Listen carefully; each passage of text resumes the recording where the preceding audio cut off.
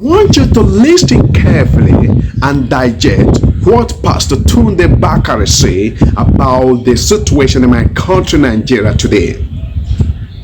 I mean, did he say anything that is not happening right now in the country? Like him or not, we need men like that who can speak truth to the powers, never mind whatever it comes after.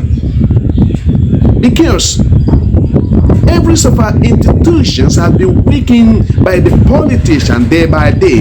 You have strong individual rather than strong institution, and you cannot run a country like that.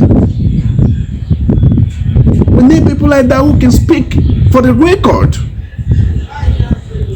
At the center of this political banditry is the motor park brand of politics, nurtured by the old brigade politicians, and in recent times by President Bola Ahmed Tinubu. Mr. President, it is through your influence that the Nigerian National Assembly has become a haven for legislative rascality. Mr. President, it's under your watch that the National Assembly has become an extension of the executive, grossly violating the principles of separation of powers and rubber stamping the whims and caprices of your office, all while singing the international anthem of psychovance. On your mandate we shall stand. Mr. President, thanks to your political machinations, Nigeria is now bedeviled by a captured National Assembly, the most ineffective in its checks and balances role since the start of the Fourth Republic. In 2006, the Fourth National Assembly had the audacity to reject the tenure exemption bid of a sitting president. In 2010, the Sixth National Assembly summoned the courage to stand against the power hijacking cabal and restore Nigeria to the path of constitutionality by invoking the doctrine of necessity. In 2011, the House of Representatives of the Seventh National Assembly had the courage to elect its leaders, as did the Senate of the Eighth National Assembly in 2015, defying executive interference. This National Assembly, the 10th, has by its unconstitutional endorsement of the President's abuse of powers proven to be the most spineless in our recent history.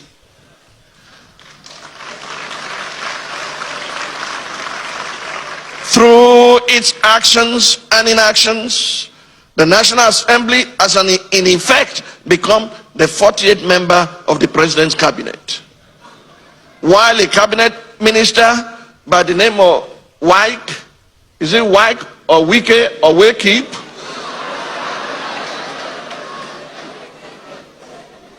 While a cabinet minister has more or less become a third-time state governor in Rivers State, pampered by the indulgences of the President.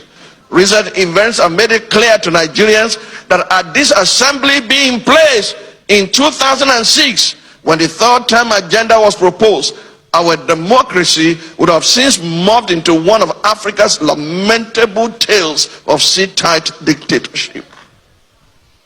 To the President of the Nigerian Senate, who has not heeded the call to subject himself to an unbiased investigation, to clear his name of the allegations leveled against him, and under whose leadership the National Assembly has become a carry-go legislature, hiding under the umbrella of technicalities and a dubious voice voting system. I leave you and your conscience with the words of Frederic Bessières, former deputy of the French National Assembly. He said, and I quote, "When plunder becomes a way of life for a group of men in a society, over the course of time, they create for themselves a legal system that authorizes it and a moral code that glorifies it." To the President of the Federal Republic of Nigeria, under whose brand of politics the institution of legislative oversight is collapsing and our democracy is faced with an existential threat, I say, Mr. President, Nigeria is too delicate for this kind of politics. If this state capture was what you meant by a Milokan, it is an anticlimax that can only be counterproductive at the end.